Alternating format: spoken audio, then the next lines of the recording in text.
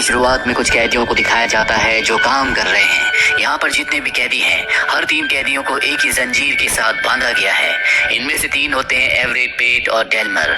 ये तीनों यहाँ से भागने का फैसला कर चुके हैं। जल्दी ये भागने में कामयाब हो जाते हैं, लेकिन ये एक दूसरे से दूर नहीं जा सकते क्योंकि ये सब के सब एक ही जंजीर से बंधे हुए हैं। जेल से भागने का सबसे बड़ा मकसद ये होता है कि इन्हें खजाने के बारे में पता है और ये उस खजाने को ढूंढना चाहते हैं। इनके सामने रेलवे का एक ट्रैक आता है और तभी उस ट्रैक पर एक ट्रेन आती है। ये तीनों के तीनों ट्रेन को पकड़ने के लिए उसके पीछे भागते हैं। एवरेट ट्रेन पर चढ़ जाता है जहाँ पर कुछ लोग बैठे होते हैं। वो कहता है कि तुम में से कोई हमारी जंजीरों को काट सकता है। उसे ध्यान ही नहीं रहता कि उसके दोनों साथी अब भी नीचे हैं जो ट्रेन नहीं पकड़ पाते जंजीर से बंधे होने की वजह से।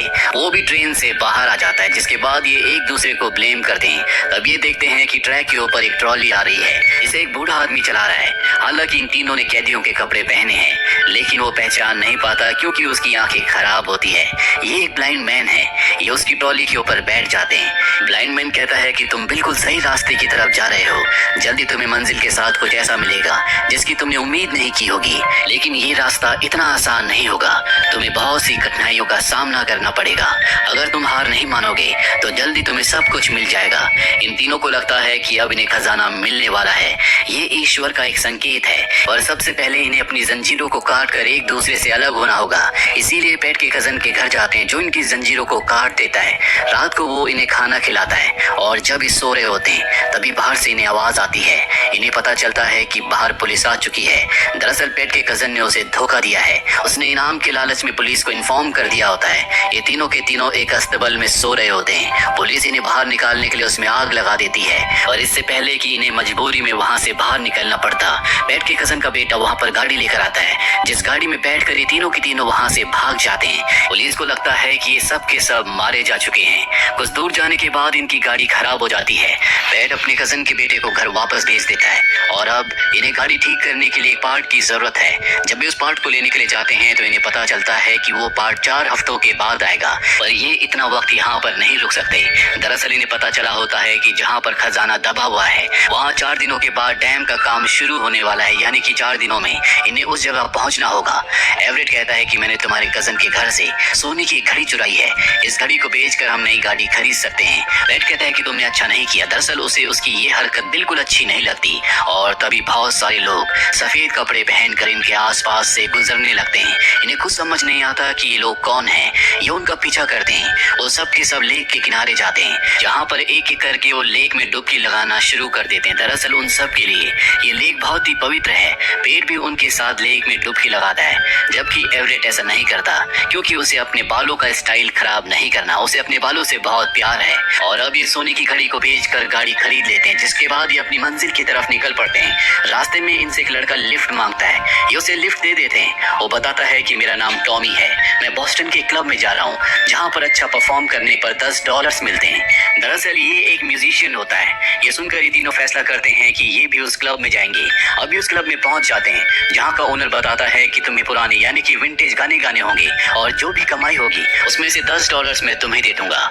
अब ये भी तीनों परफॉर्म करना शुरू करते हैं। इनकी परफॉर्मेंस को सब बहुत पसंद करते हैं, जिसके बाद इन्हें $10 मिल जाते हैं। रात को जब ये अपनी कॉटेज के बाहर बैठकर खजाना मिलने के बाद अपनी आगे की प्लानिंग को तय कर रहे होते हैं, तभी वहाँ पर पुलिस आ जाती है। ये तीनों के तीनों छुप जाते हैं। दरअसल पुलिस को पता चल गया होता है कि ये अब भी जिंदा है और इस वक्त कॉटेज के अंदर है, इसीलिए वो कॉटेज में आग लगाकर वहाँ से चले जाते हैं। लेकिन एक बार फिर से इनकी किस्मत इनके साथ होती है क्योंकि ये तीनों के तीनों कॉटेज के बाहर थे, लेकिन कॉटेज के अंदर इन तीनों की गाड़ी जल चुकी है। इसीलिए अब इन्हें यहाँ से पैदल जाना पड़ता है और जब ये लगातार आगे बढ़ रहे होते हैं तभी वहाँ से एक गाड़ी गुजरती है जिसके अंदर से पैसे बाहर उड़ रहे होते हैं। वो आदमी इनको देखकर गाड़ी रोक लेता है क्योंकि वो इन तीनों को पहले से जानता है। ये भी एक क्रिमिनल है। वो इन तीनों को लिफ्ट देता है और अब ये तीनों उसकी गाड़ी में बैठ जाते हैं। वो एवरेट से कहता है कि तुम गाड़ी का स्टीयरिंग संभालो और जब एवरेट गाड़ी के स्टीयरिंग को संभालता है तो गाड़ी से बाहर निकलकर पुलिस की गाड़ी पर गोलियां चलाता है, जिससे उनकी गाड़ी का टायर पंचर हो जाता है। और अब ये चारों के चारों गाड़ी लेकर यहाँ से सीधा सिटी में एक बैंक के अंदर जाते हैं और बैंक को भी लूट लेते हैं। अब रात को जब ये चारों के चारों बैठे होते हैं तो वो आदमी जिसने इन तीनों को लिफ्ट दी थी वो कहता है कि मैं इस काम से बोर हो चुका हूँ, मैं ये काम बहुत ज्यादा वक्त तक नहीं कर सकता, इसीलिए मैं इस काम को छोड़ रहा हूँ। और ये कहकर वो वहाँ से चला जाता है। वहीं हमें उस क्लब के ओनर को दिखाया जाता है जहाँ पर इन तीनों ने परफॉर्म किया था। वहाँ पर उसके जितने भी कस्टमर्स होते हैं वो बार बार पर इनकी परफॉर्मेंस को, जो इन तीनों ने वहां पर परफॉर्म किया था, उसकी डिमांड कर रहे होते हैं। इसीलिए क्लब का ओनर अपने एक आदमी से कहता है कि जाओ उन तीनों को ढूंढ कर लाओ, इससे पहले कि कोई और क्लब उन तीनों को साइन कर ले। वह इन तीनों को दिखाया जाता है। अब इनके पास कुछ पैसे हैं। ये एक शॉप में जाते हैं जहां से एवरेट अपने बालों को सेट करने के लिए एक जेल खरीदता है, लेकिन साथ ही शॉप के बाहर जो गाड़ी होती है, ये उस गाड़ी को चुरा कर वहां से निकल जाते हैं। और जब ये जंगल के बीचों बीच होते हैं, तभी इन्हें लड़कियों के गाने की आवाज आती है। ये उस आवाज का पीछा करते हुए नदी तक पहुंच जाते हैं, जहां पर 3 लड़कियां कपड़े धोते हुए गाना गा रही होती है। वो इन तीनों को देखती है और इन्हें पीने के लिए विस्की देती है, जिसे पीने के बाद ये तीनों के तीनों वहीं पर सो जाते हैं। और जब डेल्मर की आंख खुलती है तो वो देखता है कि उसके पास पेट के कपड़े पड़े हैं, लेकिन वहाँ पेट नहीं है। और तभी कपड़ों के अंदर से एक मेंढक बाहर निकलता है, जो देखकर वो हैरान हो जाता है। वो कहता है कि उन तीनों लड़कियों ने अपने जादू से पेट को एक मेंढक बना दिया। एवरेट की भी आंख खुल जाती है। वो एवरेट को सारी बातें बताता है, लेकिन एवरेट उसकी बातों पर यकीन नहीं करता। लेकिन उसे यकीन है कि उसके दोस्त पेट को उन लड़कियों ने मेंढक बना दिया। इसीलिए वो उस मेंढक को पकड़कर वहां से अपने दोस्त एवरेट के साथ गाड़ी से निकल जाता है। वो एवरेट से कहता है कि हम किसी जादूगर के पास जाएंगे और पेट को एक बार फिर से दोबारा इंसान बना देंगे। अब रास्ते में इन्हें भूख लग जाती है। ये एक रेस्टोरेंट में जाते हैं, जहाँ पर एक मोटा आदमी इनके पास आता है। वो कहता है कि तुम्हारे पास गाड़ी है और मैं गाड़ियों का एक्सपर्ट हूँ। मैं तुम्हें गाड़ियों के बारे में बहुत इन्फॉर्मेशन दे सकता हूँ ताकि खुद तुम अपनी गाड़ी को ठीक कर सको, लेकिन इसके बदले तुम्हें मुझे अच्छा खाना खिलाना होगा। ये उसके लिए खाना पैक करवाते हैं और एक ग्राउंड में पहुंच जाते हैं, जहाँ पर वो मोटा पहले इन दोनों का खाना खाता है और खाना खाने के बाद इन दोनों की बहुत पिटाई करके इनकी गाड़ी और पैसा लेकर वहां से भाग जाता है। अब ये दोनों के दोनों, जो कि जख्मी है, लिफ्ट लेकर एक घास की गाड़ी में आगे बढ़ते हैं और तभी रास्ते में कुछ कैदियों को देखते हैं जो सड़क किनारे काम कर रहे होते हैं। इनमें पेट भी होता है। एवरेट डेल्मर से पूछता है क्या पेट का कोई भाई भी था जो उसी की तरह कैदी था। डेल्मर कहता है कि मुझे नहीं पता। और अब ये दोनों शहर पहुंच जाते हैं। दरअसल ये एवरेट का शहर है, जहाँ पर वो अपनी बेटी से मिलता है। उसकी बेटी बताती है कि मॉम अब दूसरी शादी करने वाली है, उनका फियांसे है। वो अपनी पत्नी से मिलने जाता है, जहाँ पर वो अपनी पत्नी से कहता है कि तुमने सबको ये क्यों बताया कि मैं इस दुनिया में नहीं रहा, मैं अब भी जिंदा हूँ। वो कहती है मैं क्या बताती, मैं अपने बच्चों को ये नहीं बताना चाहती थी कि तुम जेल में हो। मैं उन्हें नहीं बताना चाहती थी कि उनका पिता एक क्रिमिनल है। और तभी वहाँ पर उसका फियांसे आ जाता है, जो एवरेट की पिटाई करता है। एवरेट को वहाँ से जाना पड़ता है। एवरेट किसी भी कीमत पर अपनी पत्नी को वापस हासिल करना चाहता है। वो बहुत दुखी है, इसीलिए वो अपना मूड चेंज करने के लिए डेल्मर के साथ मूवी देखने के लिए जाता है, जहाँ पर कुछ कैदी भी आते हैं जिन्हें मूवी दिखाने के लिए लाया गया था। और इनमें पेट भी होता है। वो पेट को पीछे मुड़कर देखते हैं और कहते हैं क्या तुम सच में जिंदा हो, क्या उन लड़कियों ने तुम्हें मेंढक नहीं बनाया था। पेट कहता है कि तुम कैसी बकवास कर रहे हो, मुझे पुलिस ने पकड़ लिया था। और अब ये पेट को एक बार फिर से पुलिस के चुंगल से आजाद करवा कर वहां से भाग जाते हैं। कहता है कि मुझे माफ कर दो, अब हमें खजाना नहीं मिल सकता क्योंकि पुलिस ने मुझे बहुत टॉर्चर किया था, जिसके बाद मुझे उन्हें अपना पूरा प्लान बताना पड़ा। एवरेट कहता है कि कोई खजाना नहीं है, मैंने तुमसे झूठ कहा था। दरअसल मैं अपनी पत्नी अपने परिवार के पास वापस पहुंचना चाहता था, और अगर मैं तुम्हें खजाने का लालच नहीं देता तो तुम मेरे साथ कभी नहीं भागते। तुम दोनों मेरे साथ जंजीरों के साथ बंधे हुए थे, इसीलिए मुझे तुमसे झूठ कहना पड़ा। ये सुनकर डेल्मर को बहुत दुख होता है। वो कहता है कि 2 हफ्तों के बाद मेरी सजा माफ होने वाली थी, लेकिन अब क्योंकि मैं जेल से भाग चुका हूँ, मुझे उम्र कैद की सजा होगी। तुमने ये अच्छा नहीं किया। ये आपस में लड़ना शुरू कर देते हैं। तभी इन्हें जंगल से अजीब सी आवाजें आती हैं, और जब ये उन आवाजों का पीछा करते हैं तो वहाँ पर बहुत सारे लोग सफेद कपड़े पहनकर खड़े होते हैं। साथ ही ये देखते हैं कि वहाँ पर टॉमी भी है, वही म्यूजिशियन जिसने इन्हें क्लब के बारे में बताया था, जहाँ पर इन्हें $10 मिले थे। दरअसल उस वक्त उसने ये भी बताया था कि उसने अपनी सोल को शैतान को बेच दिया है, जिसके बदले वो बहुत बड़ा गिटारिस्ट बनेगा।